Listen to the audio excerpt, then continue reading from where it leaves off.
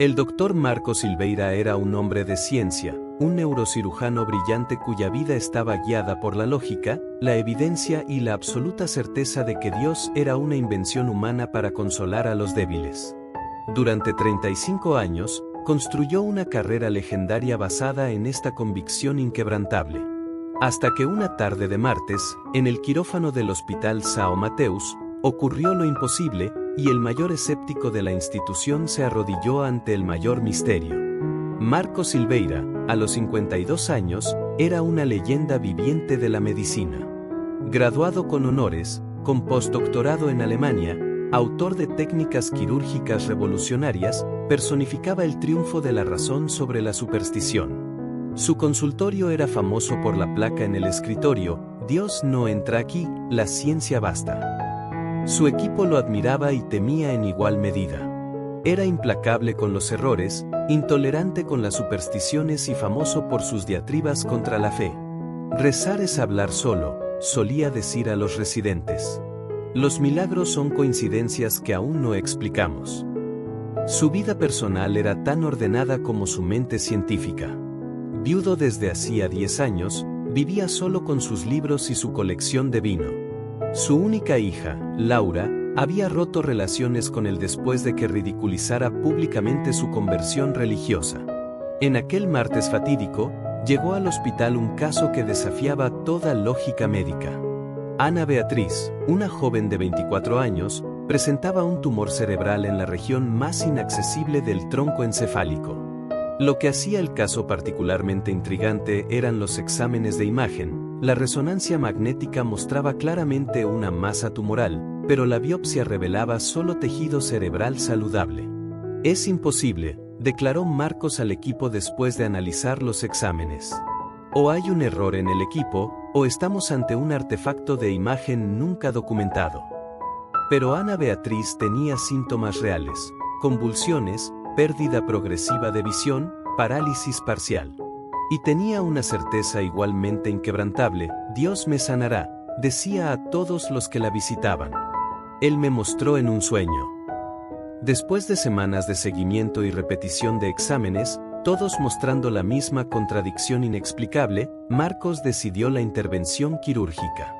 Vamos a descubrir qué diablos está pasando en esa cabeza, dijo, con una mezcla de frustración profesional y curiosidad científica. La cirugía fue programada para un martes. La víspera, un grupo de fieles de la iglesia que Ana frecuentaba organizó una vigilia de oración en el jardín del hospital. Marcos, al enterarse, se rió amargamente.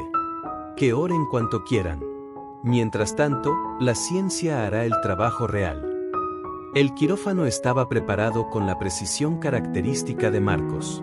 Todo el equipo estaba tenso, no solo por la complejidad del procedimiento, sino por la presencia inusual de observadores. 2 colegas neurólogos habían venido especialmente para presenciar el caso peculiar. A las 8:32 de la mañana, comenzó la cirugía. Marcos trabajó con su precisión habitual, abriendo el cráneo y exponiendo el cerebro.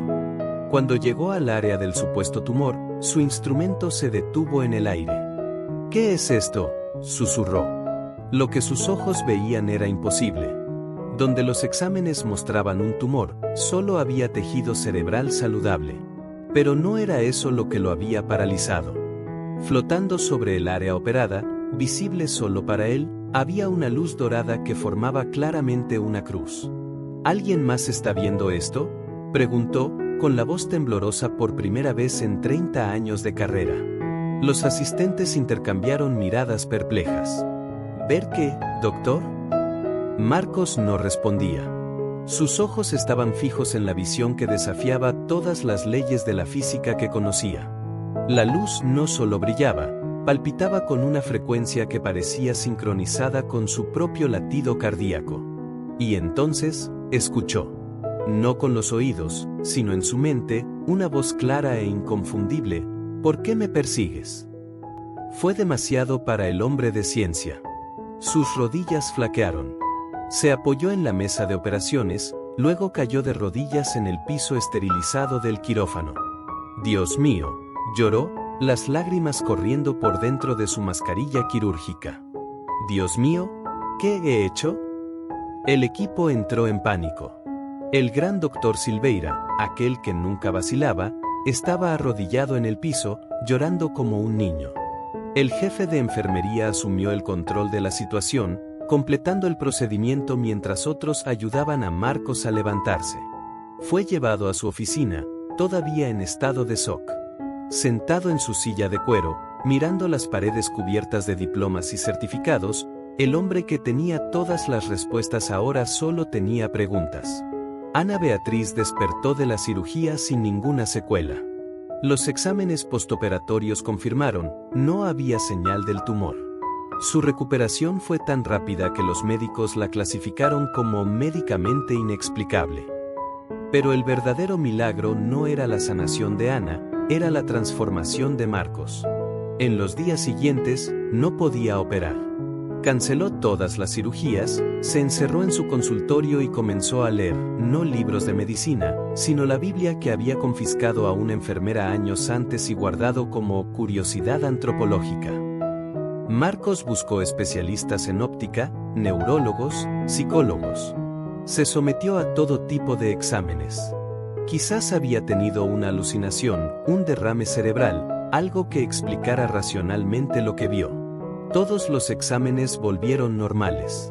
Un colega oftalmólogo sugirió, tal vez fue un fenómeno óptico raro, la luz reflejándose de cierta manera en los instrumentos. Pero Marcos sabía que no era eso. La voz que había escuchado, la paz que había sentido en el momento en que se arrodilló, eso no tenía explicación científica.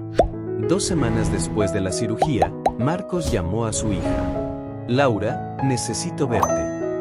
El encuentro fue en el mismo restaurante donde habían tenido su última pelea, cuando se burló de su fe. Esta vez, fueron lágrimas, no palabras ásperas, las que fluyeron. «Papá, ¿qué pasó?», preguntó Laura, viendo la transformación en el hombre antes arrogante. Él le contó todo, cada detalle, cada emoción. Cuando terminó, Laura simplemente tomó su mano y dijo, «Bienvenido a la familia de Dios, papá».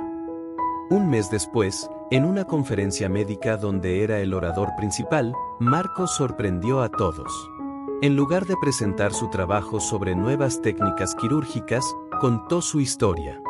Durante 35 años, comenzó, su voz firme pero emocionada, creí que la ciencia tenía todas las respuestas. Hoy sé que la ciencia solo hace las preguntas, Dios da las respuestas. El silencio en la sala era palpable. Colegas que lo conocían desde hacía décadas no podían creer lo que escuchaban. Vi lo imposible. Escuché lo inaudible. Y hoy, por primera vez, entiendo que la verdadera sabiduría no está en saber todo, sino en saber que no sabemos casi nada.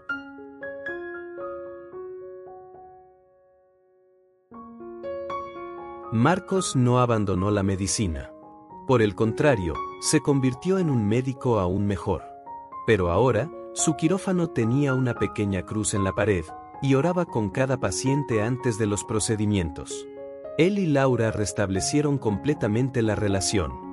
Juntos, comenzaron un ministerio para profesionales de la salud en crisis de fe. El caso de Ana Beatriz fue documentado en revistas médicas como remisión espontánea inexplicable. Solo Marcos y su equipo conocían la verdad completa. Naturalmente, muchos colegas dudaron. Algunos sugirieron que Marcos había tenido una crisis nerviosa. Otros que sufría del síndrome de burnout. Un artículo llegó a ser publicado sugiriendo que desarrolló una forma rara de epilepsia que causa alucinaciones religiosas. Marcos respondía a todas las críticas con una serenidad que sorprendía a todos los que lo conocían, no necesito que crean en mí. Sé lo que vi.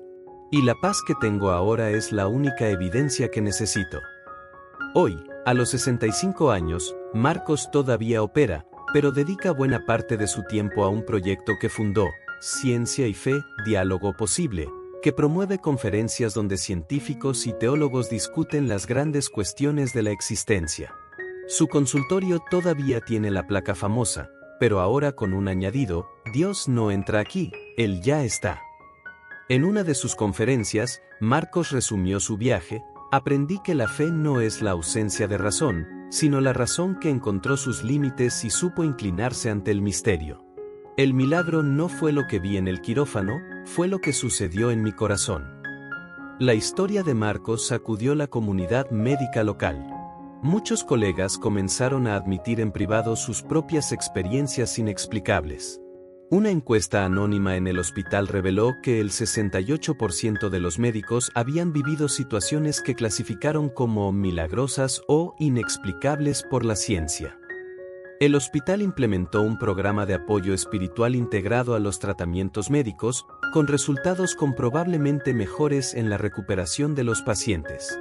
Años después, en una ceremonia donde recibía un premio por sus contribuciones a la medicina, Marcos dijo: "Mi mayor orgullo no es haber descubierto nuevas técnicas o curado pacientes difíciles. Mi mayor orgullo es haber tenido la humildad de arrodillarme cuando la evidencia, la verdadera evidencia, se me reveló". Ana Beatriz, la paciente cuyo caso desencadenó todo, hoy es enfermera en el mismo hospital. Ella y Marcos mantienen una amistad cercana. "Dios usó mi enfermedad para sanar al doctor", dice con una sonrisa. "Creo que fue un intercambio justo". La historia del ateo que se arrodilló continúa inspirando no solo en la comunidad médica, sino en todos los que luchan con la tensión entre fe y razón. Porque en ese día, en un quirófano esterilizado, el mayor milagro no fue la curación de un tumor, sino la conversión de un corazón. Y la prueba más elocuente de que a veces, Dios necesita derribar a los más orgullosos para levantar a los más humildes, incluso si eso significa hacer que un ateo se arrodille en el lugar más improbable, ante el misterio que tanto combatió, pero que finalmente lo liberó.